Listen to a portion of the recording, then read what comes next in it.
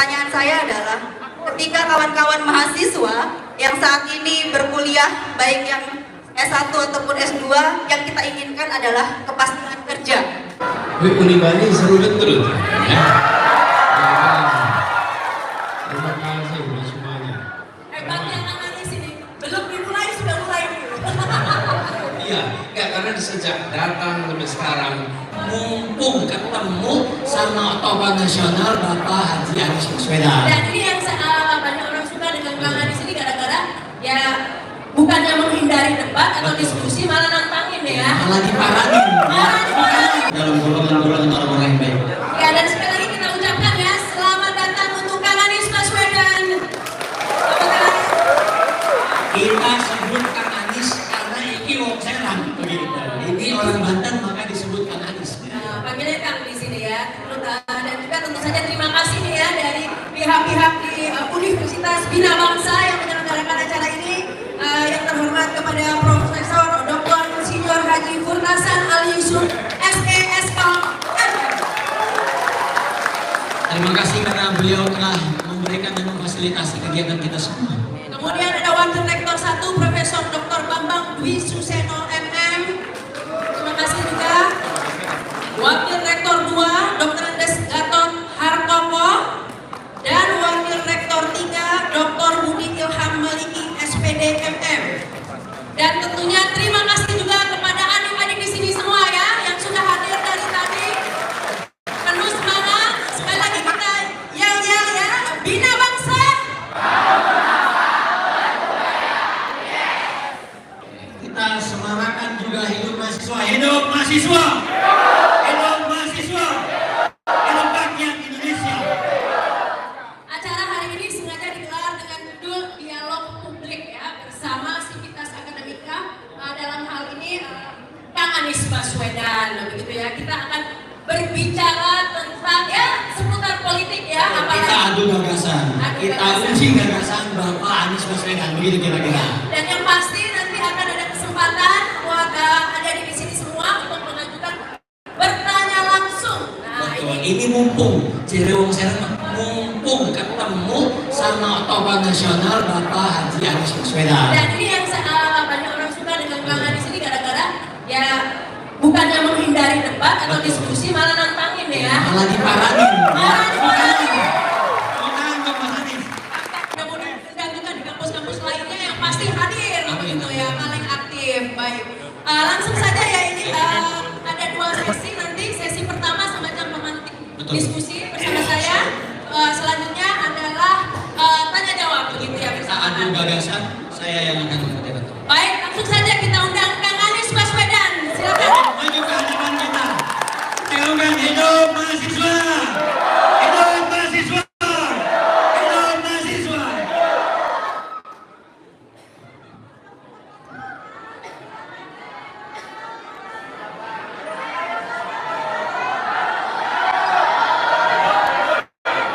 Banyak penggemar Kang Anies.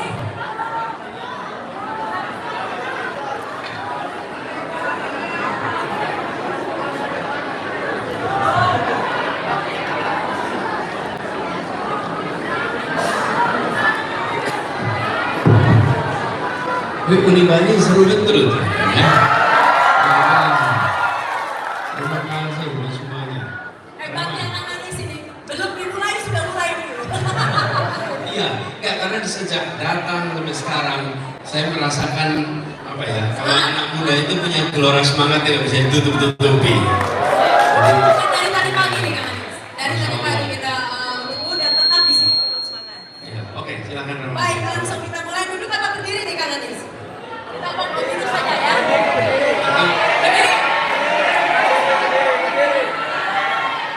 Karena khawatir yang di belakang tidak bisa melihat, ya jadi bisa maju atau mencari posisi sehingga bisa terlihat ya dengan kita. Yang pasti ingin inilah. Mungkin sambil duduk sambil berdiri gimana ya Kang Anies? Oke, tenang ya, kita mulai ya. Ini Kang Anies. Jadi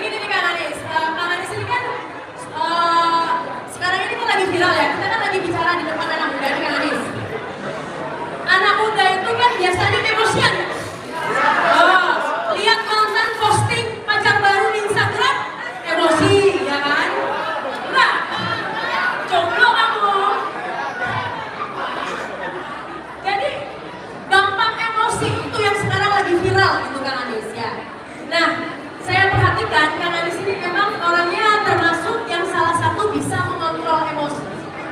Begitu, kalau saya lihat. Ini ya, kira-kira bisa bagi tips nggak nih Kang Anies? Karena kita kan ini kampus ya, jadi ya ini ya. Bisa bagi tips bagaimana cara mengontrol emosi biar nggak kepancing dan dan apa pentingnya bagi seorang calon pemimpin untuk bisa mengontrol emosinya? Lo masih boleh bertiga atau minimal bagi tips lah buat anak-anak ini biar cool kayak Kang Anies. Kang Anies kan cool kan? Ingat gak dulu ada Ade Armando bikin meme Joker, ya kan? Kang Anies gak emosi, banyak sekali gak emosi begitu ya. Nah itu bisa bagi tipsnya nggak Kang Anies?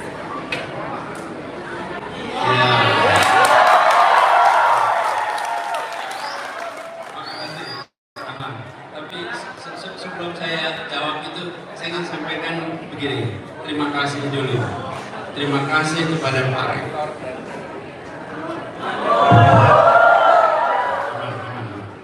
Aman. Terima kasih buat Pak Rektor dan seluruh jajaran di Universitas Bina Bangsa yang terbuka untuk berdialog di dalam masyarakat. Karena akhir-akhir ini banyak tempat yang nggak berani jadi tuan rumah. Pak Rektor dan Universitas Bina Bangsa membuktikan bahwa ini negeri merdeka dan kita punya kesempatan untuk berbicara.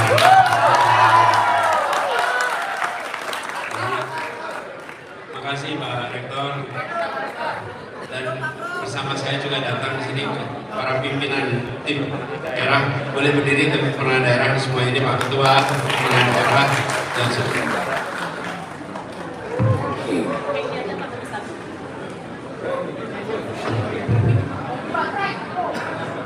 Tapi yang tidak kalah penting, saya senang sekali tadi ketemu dengan Pak Suparmoko di sini. Prof. Suparmoko. Tahu ya Prof. Suparmoko ya? Dosen. Nah, beliau adalah dosen saya di Fakultas Ekonomi.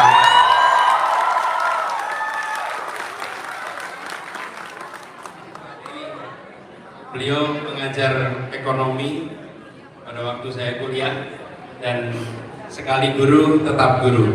Terima kasih Pak Suparmoko ya ada di sini. Nah, teman-teman sekalian, kita mau diskusi banyak hal kelihatannya ya, pasti ya. Cuma tadi saya ditanyain malah beri pertanyaan yang saya tidak membayangkan akan ditanyakan. Betul nggak tadi? Nah itu pertanyaan pembuka aja, Pembuka. iseng-iseng aja, pemantik namanya, bukan pertanyaan inti kan Anies. Iya, gini. Jadi kalau saya panggil Ibu Rahma, ini panggilnya apa kan? Jadi Teh Rahma ya. Teh Rahma. No. Ya. Apa bedanya sama Neng? Kalau Neng sudah, kalau Nong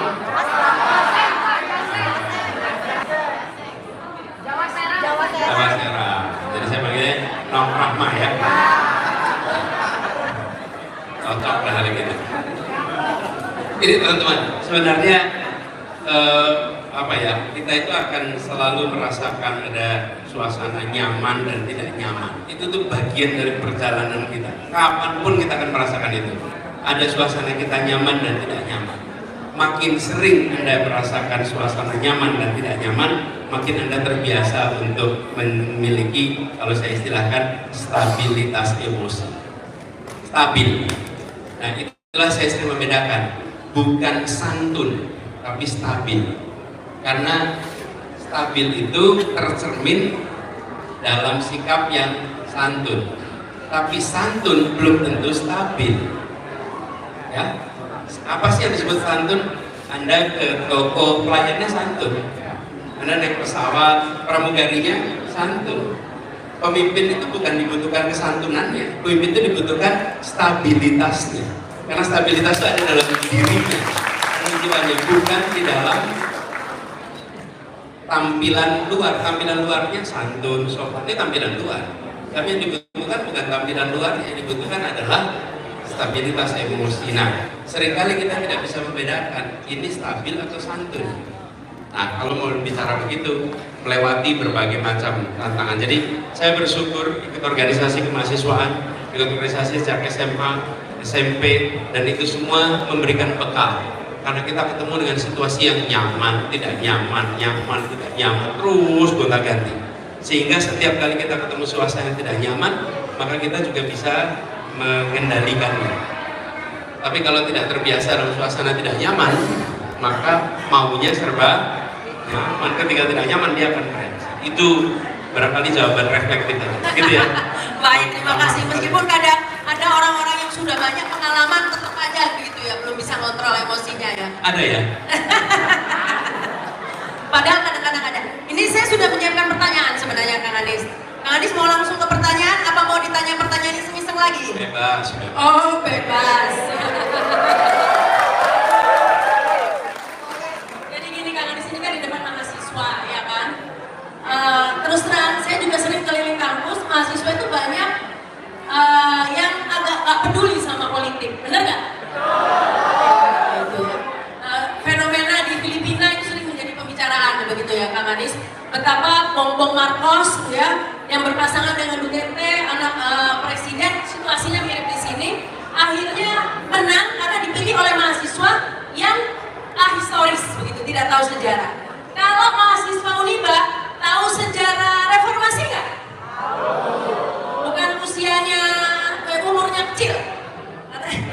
Udah Orde Baru tahu nggak sejarah Orde Baru? Tahu kan? Nah, sekarang ini untuk menyiasati ya, kadang-kadang kan minat anak muda ini, Kang Anies, kalau Kang Anies melihat, apakah anak muda Indonesia ini bisa dibelokkan seperti di Filipina gitu ya, bahwa dengan di media sosial, dengan buzzer-buzzernya, kemudian sejarah yang dibelokkan, kemudian akhirnya memilih calon yang sebenarnya tidak punya gagasan gitu. Silakan ini Kang Anies. Kalau boleh usul, Rahman, di belakang tuh banyak teman-teman masih berdiri. Boleh nggak? Kita nggak ada yang berdiri. Jadi kalau mau duduk di sini, Anda di depan sini aja. Boleh maju yang di Maju belakang, aja. boleh maju, duduk di sini masih ada ruang. Gak apa-apa. Ya. Ini Kang Anies memang suka berdesak-desakan. Maju aja. Yang di belakang maju aja.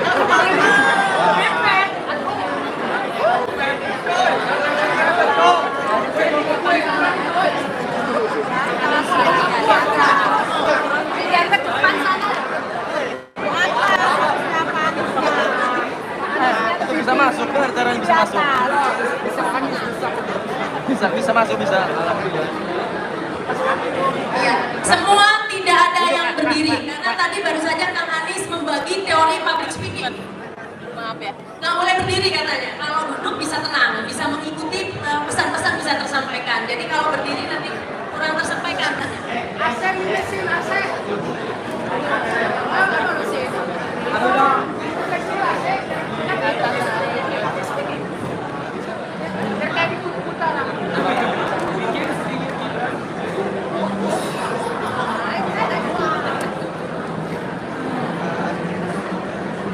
Udah duduk semua yang di belakang? Yang di belakang kamera kecuali tim kameramen ya? Enggak. Ini semakin berdesakan semakin hangat gitu ya. Hangat nggak apa-apa, yang penting jangan panas. Sebelah yang panas. Di atas saja Pak Anies.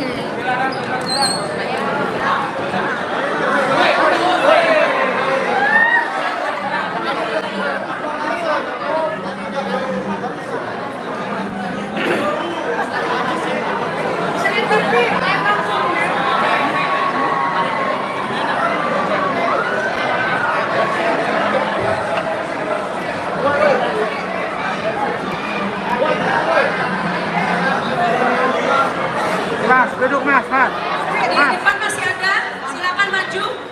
Duduk dong, duduk. Udah di depan. Duduk.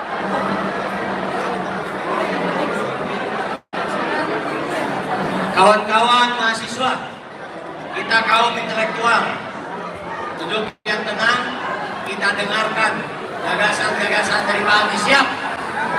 Siap. Saya minta untuk duduk dengan tenang, kita dengarkan bersama-sama apa yang akan dikatakan oleh Pak Anies.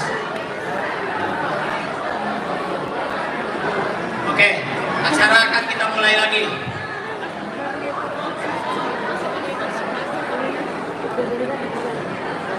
Silakan kiri dan kanan, jangan maju. Kiri dan kanan.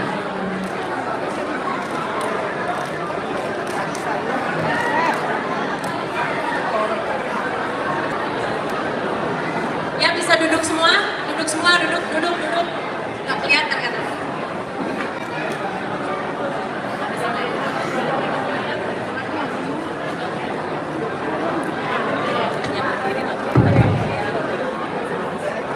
Oke. Apa berikutnya tadi? Rahma.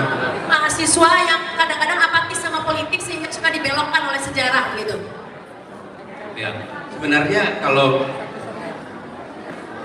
kita perhatikan teman-teman, mahasiswa itu satu segmen besar yang di dalamnya ada kelompok punya minat beda-beda. Ada yang punya minat di bidang politik, ada yang punya minat di bidang musik, ada yang punya minat di bidang seni, ada yang punya minat di bidang penelitian, itu banyak sekali. Tapi saya selalu melihat ada kelompok yang peduli dengan politik, dan kelompok ini yang kemudian terlibat dalam urusan-urusan kemasyarakatan. Misalnya ada kebijakan pemerintah yang dipandang tidak sesuai dengan prinsip keadilan. Mahasiswa mengungkapkan, ini yang peduli politik secara terlibat langsung. Tetapi saya ingin sampaikan kepada semua, walaupun minatnya bukan pada persoalan politik, mengetahui kebijakan, mengetahui politik, dan mengetahui sejarah tetap perlu supaya sebagai pribadi selalu bisa mengambil sikap, kemudian bertindak dengan paham atas sejarah dan paham atas konsekuensi politik. Jangan, kalau menurut saya, jangan apatis. Kenapa, teman-teman? Kalau ada, saya pernah merasakan tuh. Dulu kan saya di kampus ya, rektor, di kantin ngobrol sama mahasiswa. Pas ngobrol sama mahasiswa, saya ngobrol tuh begini. Saya tanya, kapan lulus? Ya Pak, sebentar lagi udah mau lulus. Nanti kalau udah lulus mau apa? Saya rencana bisnis Pak. Terus saya tanya balik, nggak ada rencana ke politik? Terus dia tuh menengok saya dengan rasa kayak aneh gitu. Pak Rektor maksud tanya saya ke politik? Terus saya jawab, saya tanya, enggak Pak, saya nggak mau ke politik. Kenapa? Karena politik itu kotor. Terus saya tanya balik, kalau bisnis bersih ya? Kalau bisnis bersih ya? Ya enggak juga Pak. Jadi saya bilang, bisnis dan politik itu sektor. Bersih atau kotor bukan karena sektor, tapi tentang etika dan tentang cara berpikir. Anda bisa di sektor bisnis dan Anda bisa kotor, tapi Anda juga bisa bersih. Anda di sektor politik, tapi Anda juga bisa bersih, Anda bisa juga kotor.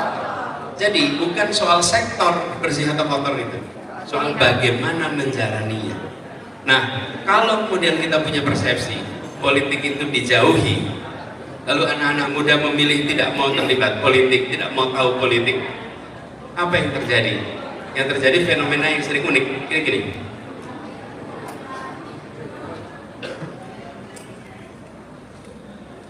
Orang bermasalah masuk politik tidak dipermasalahkan. Orang tak bermasalah masuk politik dipermasalahkan. Coba kalau ada dosen jadi calon legislatif, nanti koleganya tanya, lu ngapain mau jadi caleg? Ngapain mau? Pertanyaannya, loh, kalau orang tak bermasalah masuk politik dipermasalahkan, lalu kapan politik kita akan menjadi lebih baik? Betul tidak? Justru orang-orang tak bermasalah didorong untuk mau masuk politik. Jadi teman-teman sekalian, sejak saya dulu di kampus, kalau ada dosen yang menjadi caleg, saya dukung. Ada dosen yang menjadi calon wali kota, saya dukung. Ada teman yang mau jadi wali kota, saya dukung. Ini saya sebut aja namanya. Dosen kampus kami, namanya Bima Arya. Oke?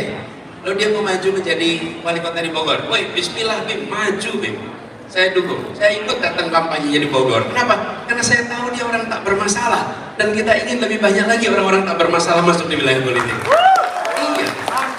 Dan kita jangan malu-malu kalau mendukung.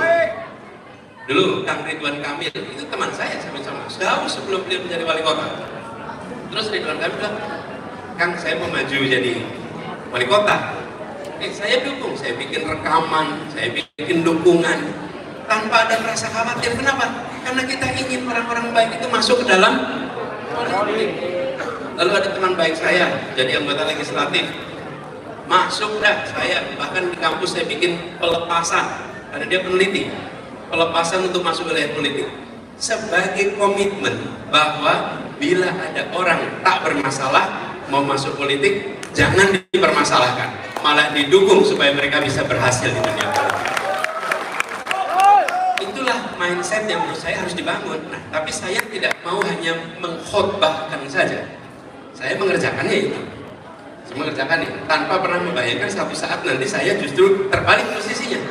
Saya posisinya benar menjadi yang dicalonkan, tapi itu berjalan lama. Nah, jadi buat teman-teman muda, walaupun teman-teman itu berada di kampus, peduli politik, kembangkan minat Anda, kembangkan kepemimpinan Anda, nanti pada masanya Anda punya giliran untuk memainkan peran itu.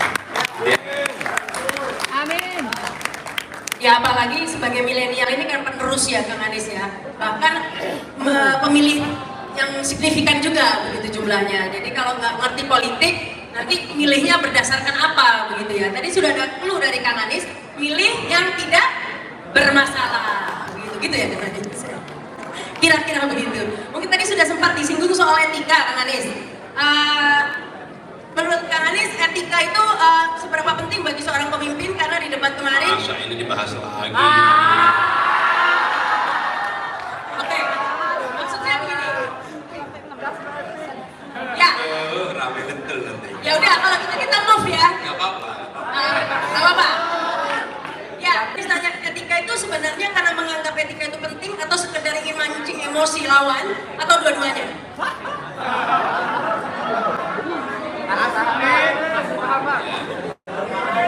Dialognya asik. Ya, gini. Berdiri lagi ya. Jadi begini teman-teman. Kita melihat fenomena yang terjadi di bangsa kita. Apa itu? Kita menyaksikan kompromi yang dilakukan secara bertahap pada prinsip-prinsip kode etik. Itu kita kompromi pelan-pelan, gitu, dikit-dikit. Karena dikit-dikit maka tidak terasa. Jadi kita membiarkan penyimpangan itu bergerak pelan-pelan. Akhirnya kita merasa tidak menjadi masalah lagi. Nah, siapa yang harus menjadi penjaga etika? Yang menjadi penjaga etika itu semua yang pimpinan. Kalau di kampus, rektor itulah yang menjadi penjaga utama. Ketika ada pelanggaran kode etik akademik, siapa yang harus menjaga? Rektor, Dewan Guru Besar ini menjaga supaya integritas akademik itu terjaga. Nah, integritas nasional juga begitu. Jadi karena itulah saya melihat ketika ada keputusan dari MK, karena keputusan, kemudian sesudah itu ada MK, betul kan? Dan MK mengatakan terjadi pelanggaran kode etik berat, itu bukan tuduhan. Kita tidak menuduh, itu adalah keputusan dari MK. Jadi saya tidak menuduh, saya menyampaikan fakta. Karena itulah saya kemudian tidak bertanya tentang langkah, saya bertanya bagaimana perasaan mendengar itu. Karena kita semua yang mendengar juga merasa, waduh ini ada sesuatu yang tidak tepat. Bila negeri ini kompromi pada kode etik, maka pelan-pelan urusan lain akan rusak. Apa yang terjadi? Yang saya istilahkan order. Merasakan kan? Merasakan. Anak muda berprestasi mau melamar pekerjaan kalah. Kalahnya dengan siapa? Order.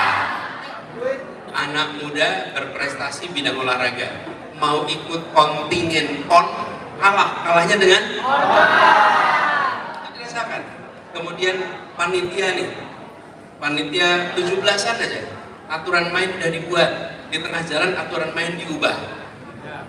Kalahnya oleh siapa? Order. Guru ingin diangkat, kemudian yang berprestasi, yang sudah bekerja lama nggak diangkat, yang diangkat yang punya order. Itu menular. Kalau yang paling puncak kompromi, maka yang bawah akan, dan itu dikatakan, berapa? Ada sekelompok orang guru datang ke saya lalu cerita, Pak, di tempat saya guru yang diangkat yang punya ordal. Lalu ketika ditegur, kenapa yang diangkat yang menjadi keponakannya si Anu, yang pamannya, macam-macam lah. Kemudian jawabannya apa? Di Jakarta aja pakai ordal, kenapa kita nggak boleh pakai ordal? Apa yang terjadi? Standar kita langsung turun. Maukah standar kode etik kita diturunkan? Berarti perlunya apa?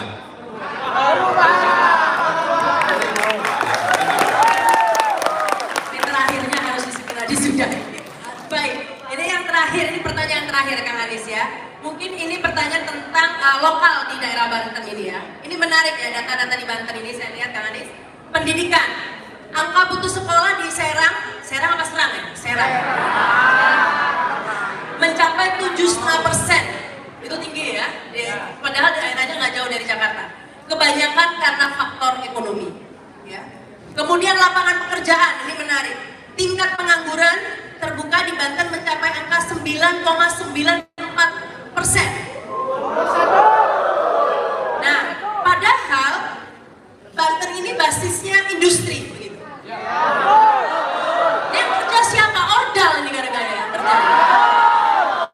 Nah ini kenapa banyak industri ini kok pengangguran 9,94%. Kemudian transportasi, Banten belum memiliki transportasi umum yang memadai sehingga biaya untuk berpergian menjadi cukup tinggi. Nah itu mungkin, nah ini sekaligus dikomentari data-data tersebut Kang Anies.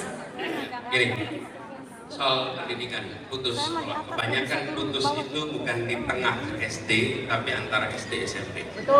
Bukan di tengah SMP tapi antara SMP dan SMA. Putus itu selalu berada di tingkat pergantian jenjang. Pada saat pergantian jenjang muncul biaya ekstra. Karena itu kita berencana memberikan dukungan finansial kepada mereka yang prasejahtera, bukan hanya bantuan ketika mereka masa sekolah, tapi ketika mereka lulus diberikan uang tambahan sehingga mereka bisa mengongkosi untuk naik jenjang ke jenjang berikut. Itu yang pertama. Ini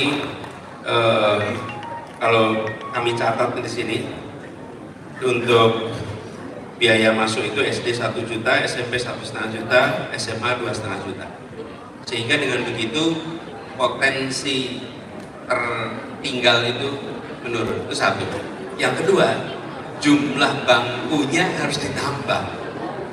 Jumlah bangku SMP, jumlah bangku SMA. Tapi kalau bangkunya makin sedikit, ya walaupun anak itu punya tambahan biaya, kalau bangkunya tidak ada, nah cukup. Jadi perluas bangkunya. Itu ya jawaban yang pertama. Dan yang kedua, lapangan pekerjaan.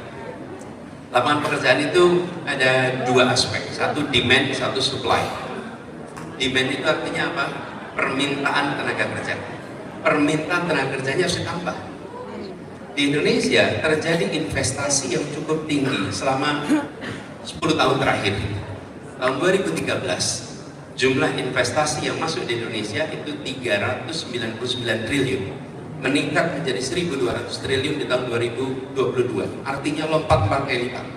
tetapi penyerapan tenaga kerjanya, penyerapan tenaga kerja per triliun menurun. Coba kalau teman-teman mahasiswa analisa, bagaimana? Jumlah investasinya meningkat, oke, triliunnya dari, supaya gampang, 400 triliun jadi 1.200, naik 3 kali lipat. Tetapi penyerapan tenaga kerja per triliunnya turun. Artinya apa? Artinya investasinya di bidang padat modal, sehingga dia tidak menyerap tenaga kerja. Jadi penyerapan tenaga kerjanya menjadi kecil. Nah, ini yang harus diubah. Jadi di Banten yang harus kita dorong adalah reindustrialisasi yang menyerap tenaga kerja dengan pendekatan investasi padat karya. Dengan begitu maka akan muncul lapangan pekerjaan yang banyak.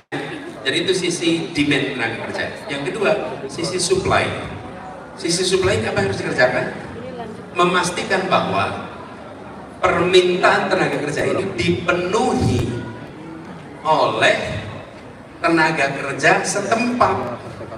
Caranya tenaga kerja setempat harus memiliki kompetensi dan memiliki skill yang setara dengan yang dibutuhkan. Jangan sampai demand-nya meningkat, supply-nya dari luar daerah. Betul? Jadi kedua adalah menambah vokasi yang sejalan dengan industrialisasi, sehingga mereka yang dididik langsung bisa diserap dengan lapangan pekerjaan. Dan saya tahu persis perusahaan-perusahaan yang bekerja di bidang manufaktur, mereka ingin sekali dapat tenaga kerja yang berada dari sekitar situ. Kenapa? Karena itu memudahkan sekali dalam urusan sosiologis mereka. Kenapa? Karena minimal konflik, memudahkan dalam interaksi, karena warga setempat dapat pekerjaan. Kalau warga setempat tidak dapat pekerjaan, timbul kecemburuan, timbul ketimpangan, dan membuat kegiatan usaha menjadi tidak nyaman. Jadi yang kedua langkahnya seperti itu, gitu ya. Terus apa lagi? Transportasi. Di sini belum ada transportasi umum ya? Belum ada. Apa? Ya. Di Jakarta, ini saya cerita sedikit ya. Di Jakarta dulu ada transportasi umum juga, banyak sekali. Ada namanya Kopaja, ada namanya Milet, ada namanya Metro Mini, itu beda-beda semua. Apa yang terjadi? Semua melayani sendiri-sendiri, sehingga penumpang itu mengalami kerepotan. Buat apa naik kendaraan umum kalau sampai di ujung sana saya tetap harus naik ojek? Buat apa naik kendaraan umum kalau tidak bisa menjangkau tujuan akhir dari perjalanan saya? Betul tidak? Transportasi umum itu akan dipakai oleh warga jika satu dia terjangkau secara apa? Harga. Nomor satu tuh. Kalau tidak terjangkau secara harga nggak akan naikin tuh. Yang kedua, dia terjangkau secara wilayah. Ini hasil studi, bukan kata Anies. Maksimal 500 meter dari tempat dia berada itu kemauan orang jalan kaki. Jadi kalau angkotnya itu ada 500 meter, orang masih mau jalan kaki. Tapi kalau angkotnya adanya di atas 500 meter, dia nggak akan jalan kaki. Jadi dalam jarak 500 meter dia terjangkau. Dan ketika dia turun jarak 500 meter dari tujuan akhir terjangkau.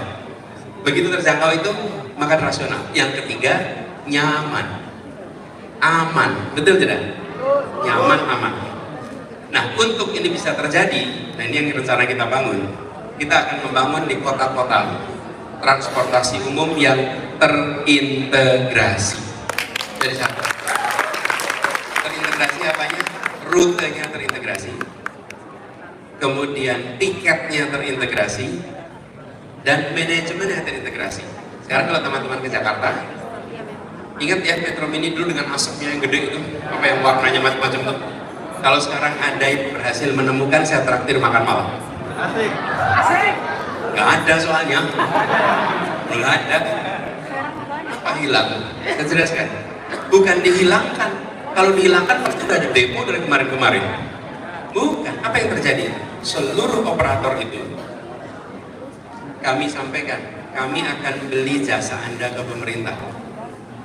Kalau dulu mereka mendapatkan pendapatan dari penumpang, kalau sekarang mereka dapatnya dari pemerintah. Kami minta Anda mengisi peta Jakarta, 90% wilayah Jakarta dilewatin kendaraan umum. Lalu mereka kami bayar per kilometer.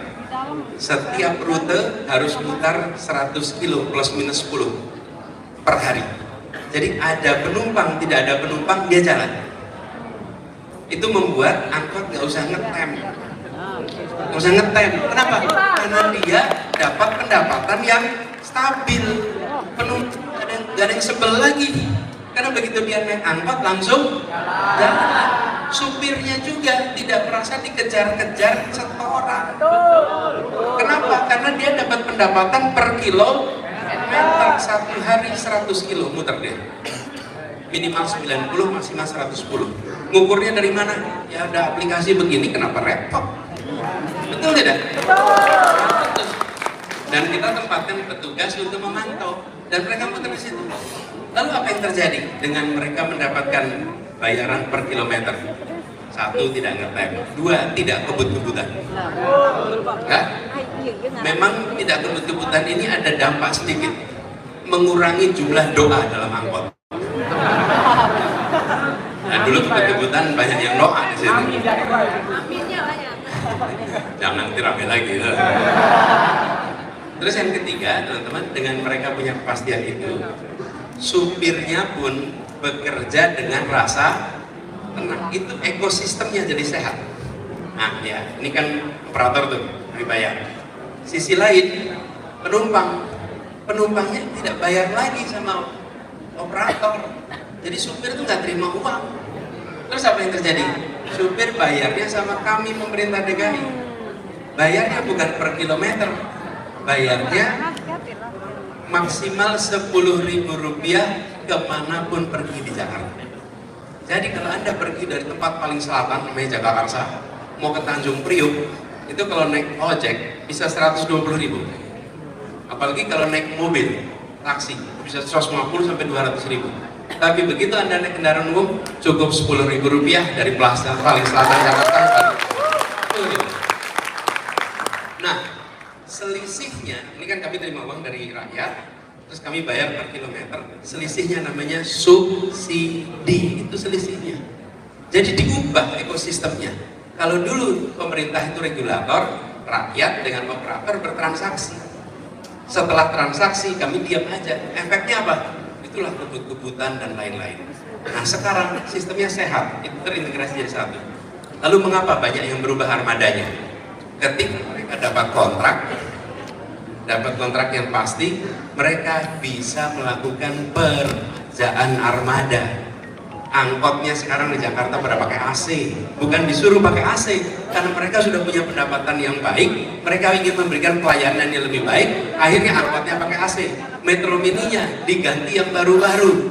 Semua mau angkutan-angkutan yang tahunnya lama sekarang berubah menjadi baru, bukan karena diperintah, tapi karena mereka sudah bisa hidup berbisnis dengan nyaman. Yang diperbaiki itu ekosistem usahanya. Nah praktek ini alhamdulillah sukses di Jakarta. Insya Allah kita akan lakukan di kota-kota di berbagai tempat. Saya punya ini sebetulnya, saya punya slide, boleh ditunjukin slide-nya soal kendaraan umum. Apa? Ada. Nah ini dia nih. Tuh. Perbedaannya, pengemudinya yang semula pemasukan tidak menentu menjadi tetap. Ngetem, nunggu penumpang penuh, sekarang ikutin jadwal. Ada jamnya tuh. Di sini jam berapa, di sini jam berapa. Jadi ketika mau berhenti di sebuah halte, tahu persis jam berapa akan datang karena sudah ada kepastian waktu. Enak, bukan? Ya, selama ini kita nggak melakukan itu. Kemudian tidak ada lagi rebutan rute. Trayek, rute gemuk, rute kurus, nggak ada. Karena ada penumpang, tidak ada penumpang, mereka akan dibayar. Sehingga stiker yang ada di mobil-mobil itu, sesama bis kota dilarang saling dahului, sudah bisa dicopot dari semua kendaraan. Karena nggak relevan lagi itu ada. Lalu yang mahal, bayar penumpang angkot mahal jadi murah, yang nunggu ngetem lama jadi sudah tidak perlu ngetem. Sama juga dengan penumpang kapal, penumpang pesawat, itu semua sama. Dan bagi pengusaha, kontrak yang dulunya jangka pendek menjadi kontrak yang jangka panjang. Jadi tenang. Apa yang terjadi?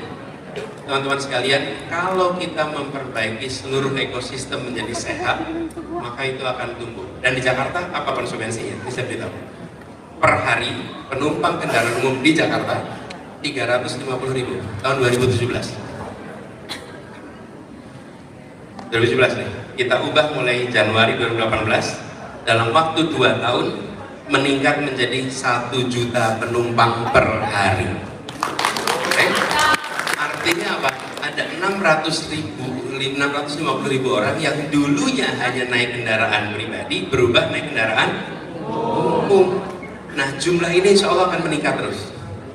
Mudah-mudahan bisa sampai angka 4 juta kalau diteruskan. Soalnya udah ganti. Mudah-mudahan diteruskan terus. Kalau diteruskan bisa sampai 4 juta.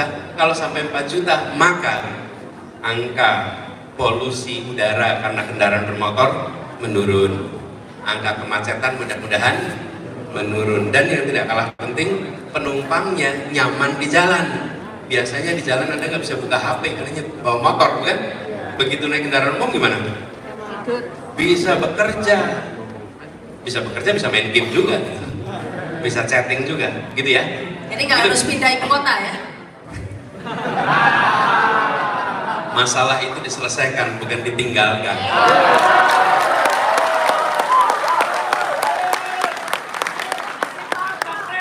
Luar biasa ya, tepuk tangan untuk Kang Anies Baswedan. Ini ya, semua pertanyaan bisa dijawab. Mulai dari pertanyaan iseng-iseng yang saya ajukan secara spontanitas, begitu ya. Langsung dijawab sampai pertanyaan yang memang tentang isu lokal di Banten, begitu ya. Bagaimana gagasan Kang Anies tadi? Bagus. Semoga bisa dilaksanakan di Banten ya. Aminnya kenceng lagi, hati-hati. Baik, untuk lebih jauh tentang isu-isu lokal, sekali lagi tepuk tangan untuk Kang Anies Baswedan. Saya Rahma Sarita, wassalamualaikum warahmatullahi wabarakatuh.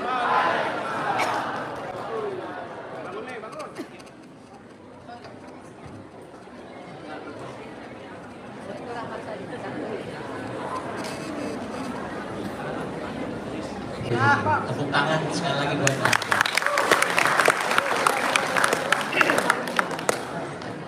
Mohon perkenalkan, izin memperkenalkan diri dulu terlebih dahulu. Nama saya Ardiano Falfahri, saya mahasiswa semester 7 dari UIN Sultan Maulana Hasanuddin Banten, jurusan Hukum Keluarga Islam, atau kalau di UIN itu disebutnya Al-Akhwanus Syasyiah, begitu. Ini keperdataan Islam, begitu Pak. Mohon izin Pak, pada sesi ini saya akan memandu diskusi dengan mahasiswa, begitu kira-kira. Sebelumnya saya mau bertanya terlebih dahulu Pak, ini bagaimana perasaannya? Mau ditanya-tanya ini Pak sama mahasiswa. Sebelum ditanya kita pengen tahu dulu perasaannya gimana? Takut kah? Bagaimana ini? Kenapa harus takut ya? Jadi betul, kan gini. Saya bertanya, kalau Anda ditanya dan Anda tidak punya jawabnya, terus gimana? Ya bilang aja nggak tahu jawabnya, bukan? Iya, kenapa harus takut? Memangnya kalau jadi calon presiden tahu semua urusan? Tahu semua? Kan belum tentu. Punya kewenangan bukan berarti punya pengetahuan, ya? Karena itu punya kewenangan harus membuka diri kepada semuanya untuk mendengarkan. Gitu. Kalau nggak tahu, bilang aja nggak tahu. Berarti ini Pak Anies sudah siap betul mau dibabak belurin oleh pertanyaan kita. Siap ya?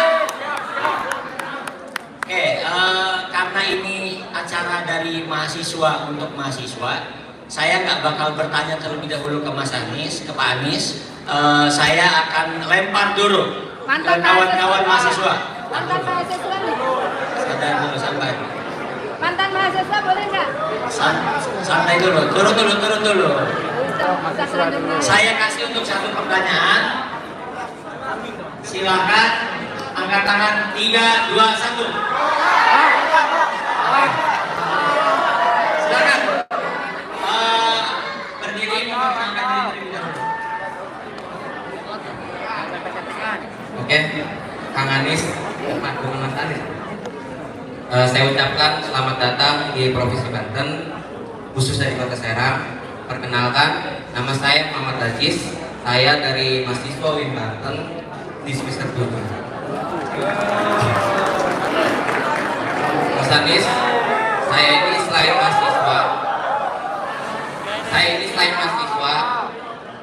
dari 2019 saya masuk, saya bekerja part-time sebagai ojol di Banten. Kita tahu semua teman-teman, ojol itu merupakan pekerjaan yang beresiko tinggi karena tiap harinya kita bekerja di jalan. Kita maju ke depan ada kendaraan, kita mundur ke depan ada kendaraan, kita ke samping juga ada kendaraan, kanan kiri ada kendaraan. Yang ingin saya tanyakan, Mas Anis, untuk perlindungan tersebut, itu saya rasa dari 2019 sampai sekarang saya belum rasakan. Hal konkret apa yang akan Mas Anis lakukan ketika Mas Anis lakukan ketika menjabat? Terima kasih Mas Anis. Langsung jawab. Oke. Oke.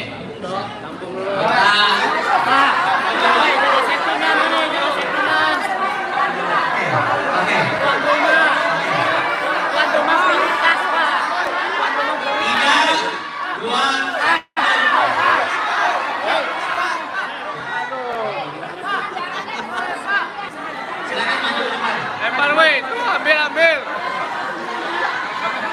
Kasih. Oke, Anis di belakang.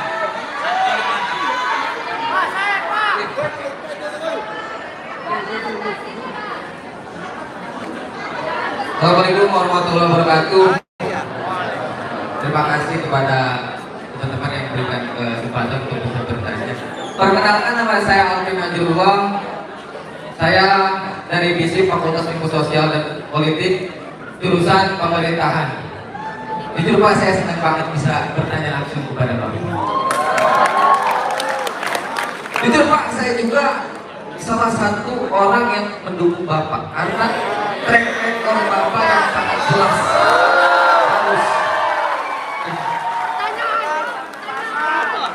Yang saya tanyakan Pak, apakah Bapak akan mau tunduk sama ketua partai? Dan satu lagi Pak, jika masih sama.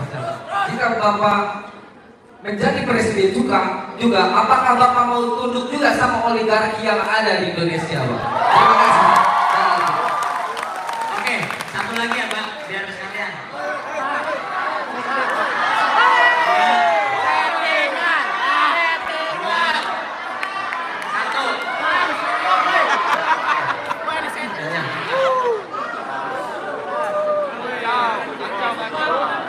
Dari Sobo ini nama tangan.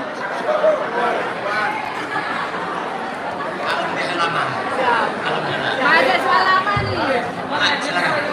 Bismillahirrahmanirrahim. Assalamualaikum warahmatullahi wabarakatuh. Izin memperkenalkan diri ya Pak. Nama saya Ayu Anjani dari Fakultas Ekonomi Bisnis, jurusan akuntansi. Fakultas mana? Panggilan Ayu. Universitas mana? Universitas Bina Bangsa Pak. Bertanya ya Pak, apakah Bapak berani melaksanakan dan merealisasikan undang-undang perampasan aset, dan kalaupun berani, apakah strategi dan mekanisme yang Bapak lakukan untuk menerapkan atau merealisasikan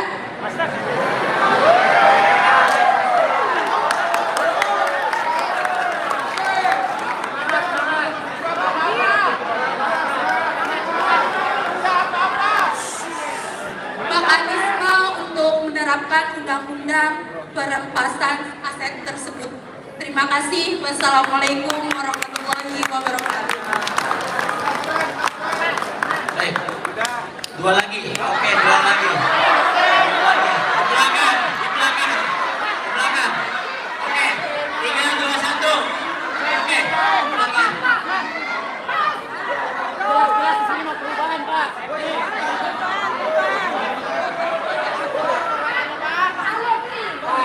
Yang perubahan cuma ini doang. Siap.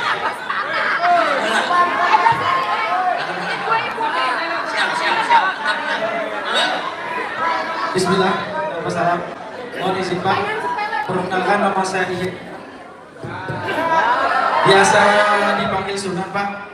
Saya mahasiswa luar negeri, tepatnya di Mesir, Universitas Al-Azhar Mesir. Dan kebetulan saya pengurus di PPID, Perhimpunan Pelajar Indonesia Dunia Pak, yang mencakup 65 negara yang anggotanya 80.000 yang lebih. Saya ingin bertanya Pak, mungkin mewakili aspirasi dari teman-teman saya di PPID terkait kebijakan ke luar negeri Bapak untuk diaspora Indonesia yang ada di luar negeri Pak, khususnya pelajar kita yang ada di luar negeri. Karena saya rasa pelajar kita di luar negeri ini memiliki potensi yang besar untuk memajukan Indonesia yang akan masa yang akan datang. Jadi pertanyaan saya Pak, rencana konkret Bapak terkait pemberdayaan diaspora Indonesia di luar negeri, khususnya pelajar kita yang di luar negeri itu apa Pak? Dan secara spesifik Pak, saya ingin bertanya soal imigran ataupun kawan-kawan saya yang ada di Sudan. Karena sekarang Sudan itu kondisinya sedang perang dan mahasiswa Indonesia sedang dipulangkan. Dan status dipulangkan ke Indonesia-nya itu dia di Indonesia-nya luntang lantung Pak. Saya luntang lantung, nggak ada kejelasan Indonesia-nya Pak. Belum ada dari pihak pemerintah.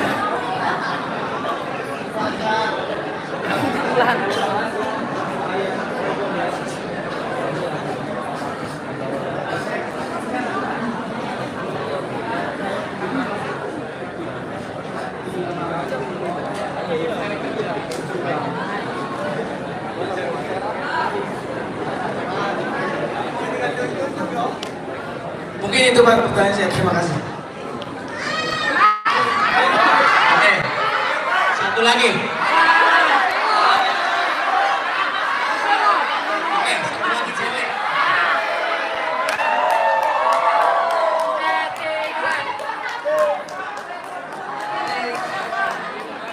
Baik, Assalamualaikum warahmatullahi wabarakatuh. Izin bertanya dan perkenalkan diri, Pak Anies. Saya Intan Indriani.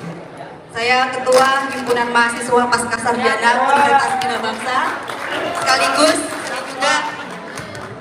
Sekaligus saya juga Ketua DPD SPN Provinsi Banten dan mewakili 100.000 anggota SPN di Banten. Pertanyaan saya adalah, ketika kawan-kawan mahasiswa yang saat ini berkuliah, baik yang S1 ataupun S2, yang kita inginkan adalah kepastian kerja dan kepastian pendapatan untuk kita semua.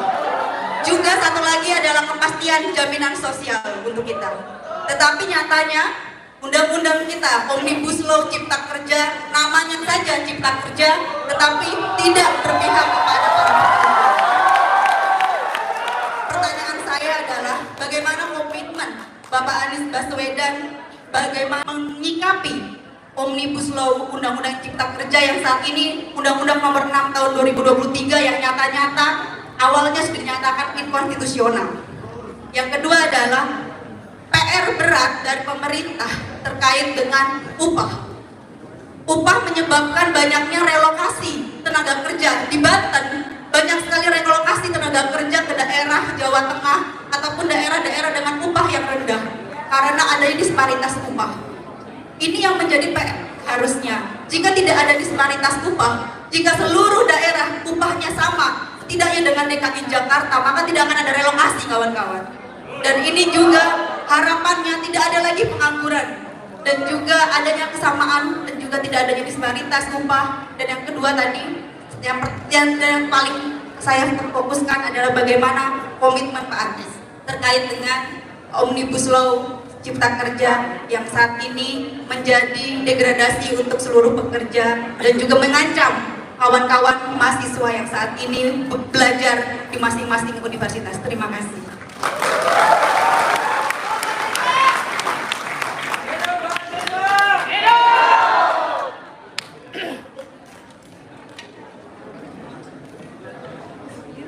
Terima kasih teman-teman semua. Antusiasmenya luar biasa tadi ya. Semua punya pertanyaan, semua punya harapan. Itu artinya yang hadir adalah orang-orang yang mencintai Indonesia. Bung Aziz, soal perlindungan. Jadi begini teman-teman sekalian, saya mau cerita sedikit yang kami kerjakan di Jakarta. Kami kerjakan di Jakarta itu banyak orang-orang yang bekerja secara informal. Kami beri contoh ketua RT, ketua RW, mereka itu bekerja untuk publik. Tapi ketika mereka dalam tugasnya mengalami kecelakaan, mengalami khususnya kecelakaan, siapa yang akan membantu meringankan biayanya? Ada. Kami di Jakarta itu berikan kepada mereka BPJS, jaminan kesehatan apabila mereka mengalami masalah. Nah, begini, ini adalah sektor informal yang harus mendapatkan perlindungan. Jadi kita nanti akan menyiapkan regulasi yang mengharuskan ada BPJS ketenagakerjaan untuk para pengemudi ojol di seluruh Indonesia, sehingga ada jaminan bila terjadi kecelakaan. Gitu ya jawabannya, sehingga tenang. Yang kedua, Alvin ya tadi ya, makasih Alvin, terima kasih atas kepercayaannya. Insya Allah nanti Anda akan punya rekam jejak yang lebih baik lagi untuk ke depan ya. Pertanyaannya gini, ini relevan dengan pertanyaan Ayu mana tadi ya? Ayu tanya, berani nggak melaksanakan undang-undang, bukan melaksanakan, mengundangkan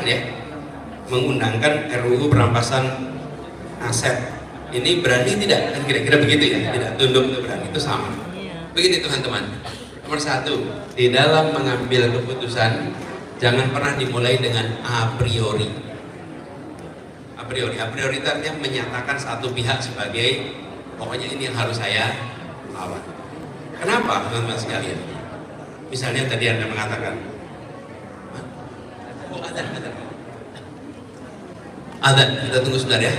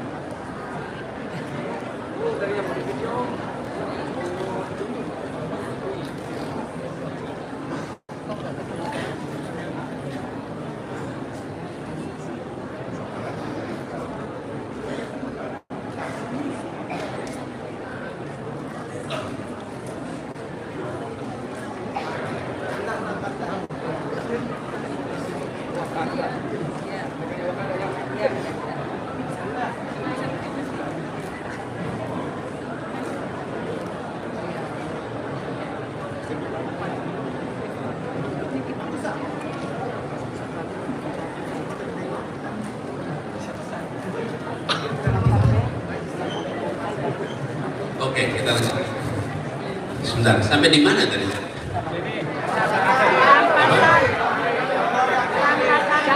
Jangan a priori. Oke. Jadi begini, ketika Bung Alvin tadi mengatakan apakah tunduk pada ketua partai atau tidak, seakan-akan kalau ketua partai itu tidak membawa kepentingan rakyat, betul tidak? Sekarang coba saya beri contoh nih.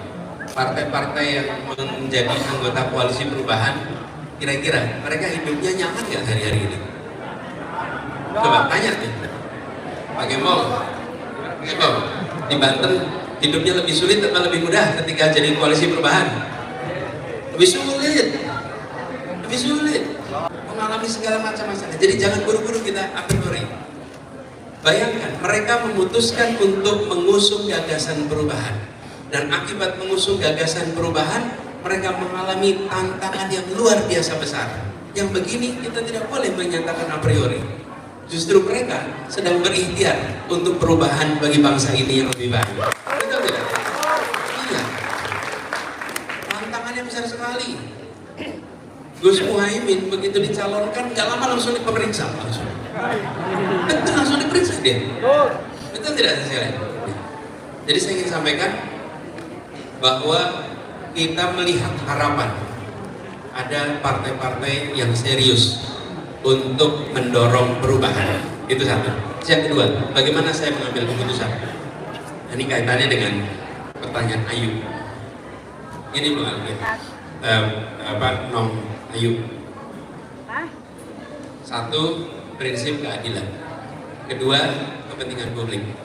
Ketiga, data, common sense, objektivitas. Keempat adalah aturan. Jadi ketika mengambil keputusan, mengambil langkah, dikomunikasikan, dibicarakan.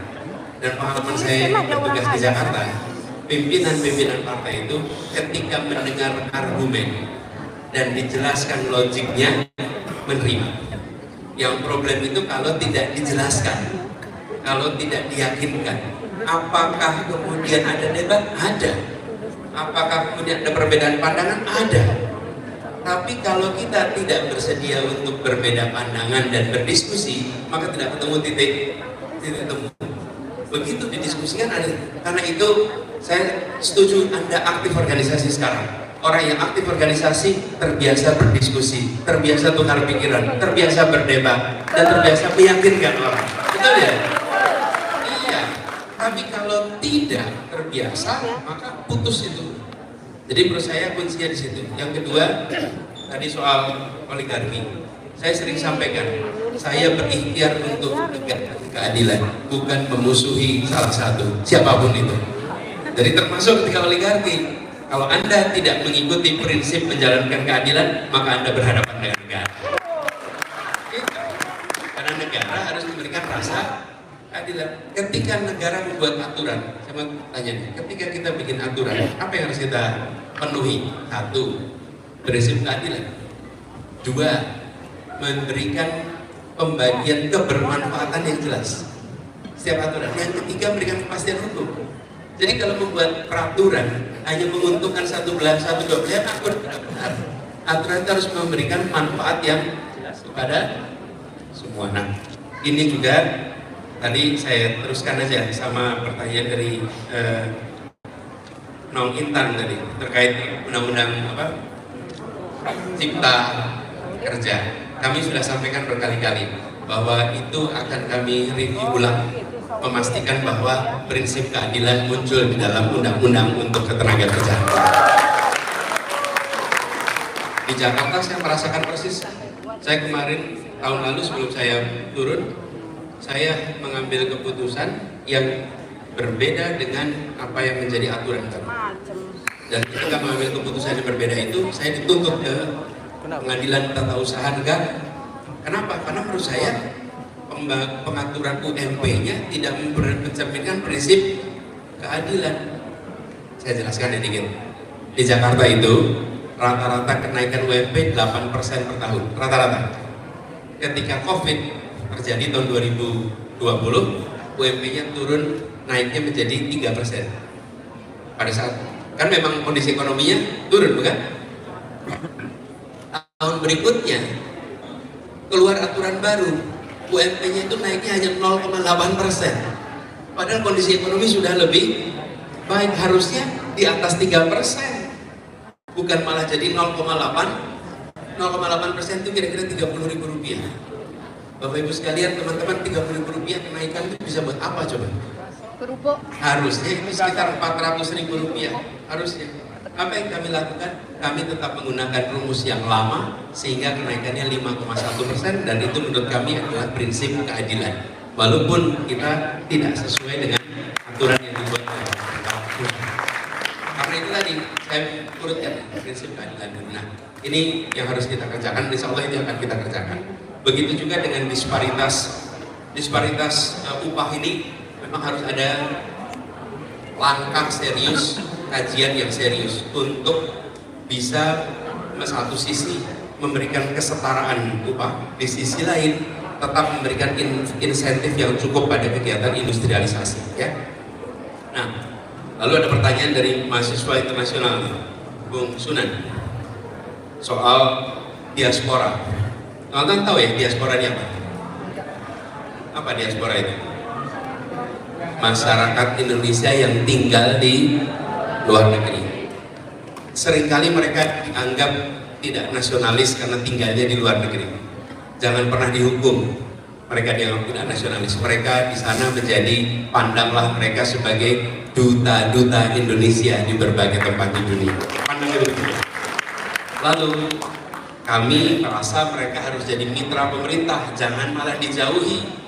Diaspora itu menjadi promotor Indonesia, dan saya pribadi ingin sekali menyaksikan makin banyak perusahaan-perusahaan internasional, lembaga-lembaga internasional yang diisi oleh orang-orang Indonesia. Bayangkan kalau lembaga-lembaga internasional diisi orang-orang Indonesia, maka kebijakan-kebijakan dia bisa memberikan manfaat kepada Indonesia. Hari ini yang mendominasi kalau dari Asia, 1 India, 2 Filipina, 3 Jepang. Indonesia minim. Kita harus lebih banyak. Jangan hanya jadi jago di rumah sendiri, tapi harus jadi tuan rumah, tamu mempesona di negeri orang. Itu kira-kira pegangan prinsip. Jadi usulan kami akan dukung. Yang kedua, tidak boleh ada mahasiswa terlantar. Bila ada evakuasi karena krisis, apakah karena peperangan, apakah karena bencana alam, dan mereka ditarik dipulangkan ke Indonesia atas alasan keselamatan, maka negara harus membantu untuk menyiapkan agar status kemahasiswaannya dan kuliahnya tidak terputus. Dan itu bagian dari kewajiban kita. Dan kita pernah melakukan itu. Teman-teman sekalian, di tahun 2000-an ada konflik di Ambon. Universitas Patimura tutup. Apa yang terjadi? Mahasiswanya kemudian ditampung oleh berbagai universitas di seluruh Indonesia. Bisa itu dikerjakan, dan mereka kemudian lulus dari berbagai kampus di Indonesia. Jadi itu bisa. Yang penting apa? Ada kemauan. Insya Allah kemauan itu ada, dan insya Allah itu bisa dilaksanakan. Gitu ya. Makasih. Begitu Bung Adi. Oke, tepuk tangan untuk Pak Anies Baswedan. Pertanyaan penutup nih Pak dari saya. Pertanyaan penutup dari kami, Pak, hari ini menurut data BPS, Banten merupakan salah satu provinsi yang tidak bahagia. Sedangkan sudah 22 tahun Banten ini berdiri. Kita lihat ada disparitas juga dari Banten Selatan, Banten Barat itu jomplang sekali kita lihat. Mulai dari pendidikannya Pak, infrastruktur dan lain-lain. Apa garansi Pak kita bisa bahagia? Kira-kira begitu.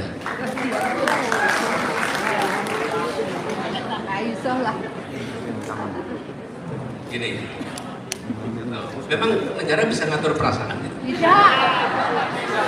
Bisa ngatur perasaan. Gini, setahu saya negara tidak bisa ngatur pikiran dan tidak bisa ngatur perasaan. Tidak bisa. Tapi negara bisa mengatur tindakan. Tidak bisa diatur oleh negara. Tindakannya, karena kalau perasaan dan pikiran itu di luar wilayah yang kita bisa masuki. Tapi tindakan bisa. Karena itu seringkali begini, Anda memiliki pikiran A, negara tidak bisa melarang. Tapi kalau Anda melanggar aturan, maka kami bisa larang. Gitu ya kira-kira ya, pikiran. Jadi saya berharap masyarakat Banten tentu akan lebih bahagia kalau konektivitasnya lebih baik, jalannya lebih baik, betul tidak? Jangan hanya membangun jalan berbayar, jalan tak berbayar juga harus dibangun dengan baik, apalagi di Banten ini. Dan teman-teman pertama, kami memiliki sebuah program namanya Indonesia Mengajar. Kami kirim Indonesia Mengajar itu ke daerah-daerah yang jauh. Waktu kami melakukan studi di mana tempat-tempat yang infrastrukturnya sulit, kami membayangkan akan kirim ke luar Jawa. Ketika di Jawa ketemu daerah namanya Lebak. Ternyata Lebak itu memiliki ketertinggalan yang luar biasa. Jadi akhirnya satu-satunya kabupaten yang kami kirim di Pulau Jawa itu ke Lebak. Kami kirimkan guru-guru ke Lebak. Dan ketika sampai ke Lebak kami merasakan betul gapnya luar biasa jauh. Bukan sekedar infrastrukturnya aja, tapi periode waktunya itu terasa seperti kita tertinggal berapa tahun yang cukup panjang. Nah itu membuat kita menyadari sisi barat dan sisi selatan dari Banten itu terutama infrastruktur konektivitas. Jalan, begitu jalan diperbaiki, jalan menjadi baik, maka kegiatan perekonomian akan tersambung dengan baik. Dan itu salah satu masalah bukan di Banten ini, satu jalan. Yang kedua, fasilitas pendidikan, fasilitas kesehatan itu mendasar sekali di semua tempat di Banten. Jadi insya Allah konektivitas, kesehatan, pendidikan itu akan kita dukung sama-sama. Dan pembangunan di tiap wilayah, teman-teman boleh lihat di visi misi kami, itu bukan hanya visi misi berdasarkan sektor, tapi visi misi berdasarkan daerah. Untuk Sumatera apa, untuk Kalimantan apa, untuk Sulawesi apa, beda tiap-tiap daerah. Dan insya Allah nanti untuk Banten disesuaikan dengan apa yang menjadi kebutuhan di masyarakat Banten, sehingga harapannya nanti bisa membahagiakan masyarakat. Ya, teman-teman sekalian, gitu.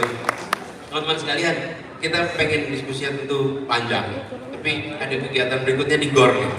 Kasihan kalau yang di GOR nanti menunggu terlalu panjang. Tapi saya ingin sampaikan kepada semua, terima kasih. Terima kasih telah hadir bersama, terima kasih telah berdiskusi bersama. Dan gini, nanti kita bahas. Jadi teman-teman semuanya, saya sampaikan terima kasih. Lalu saya titip, Pak Rektor ini juga, Pak Rektor yang ada, saya titip teman-teman semua. Saya usul teman-teman, 14 Februari besok, Anda punya pilihan. Satu, pilihan mencoblos dan tidak. Itu pilihan pertama. Usul saya, Anda ambil pilihan mencoblos. Kenapa? Karena Anda tidak mencoblos pun keputusannya tetap ditentukan oleh mereka yang mencoblos. Okay? Jadi walaupun yang datang hanya 40%, keputusan tetap diambil berdasarkan yang 40%. Jangan sia-siakan. Nah, gini, saya usul pada teman-teman, seperti yang disampaikan Bung Alvin tadi, saya usul pada teman-teman menjadi pemilih yang rasional. Saya berkali-kali mengatakan, rasional itu artinya membandingkan. Bandingkan, Anda bela membandingkan, boleh membandingkan. Membandingkan fotonya boleh, membandingkan rambutnya boleh, membandingkan gaya bisnis, boleh, itu hak Anda. Membandingkan apapun boleh, tidak ada larangan. Di Indonesia ini, setiap orang bebas boleh dipilih, dan setiap orang berhak menentukan alasan memilih, karena itu dirahasiakan. Tapi usul saya, bandingkan rekam gagasannya, bandingkan rekam karyanya, bandingkan rekam prestasinya. Itu rekam jejak yang boleh Anda bandingkan, sesudah itu Anda tentukan. Ya? Jadi, dan ini bukan untuk main-main. Ini adalah, apa sih tugas pemimpin itu? Tugas terpenting dari seorang pemimpin dalam konteks ini apa? Apa? Betul. Tapi tugas dia membuat keputusan. Kita sampaikan jangan main-main. Karena ini bukan memilih orang di sana untuk menyenangkan sebagai tontonan, bukan. Ini orang yang nanti akan ditugasi mengambil keputusan atas nama seluruh rakyat. Karena itulah saya tadi sampaikan, lihat rekam jejaknya. Jadi insya Allah kita akan bisa jalan dengan baik. Itu aja dari saya. Terima kasih buat semuanya. Assalamualaikum warahmatullahi wabarakatuh. Terima kasih. Assalamualaikum warahmatullahi wabarakatuh. Untuk Tepuk tangan.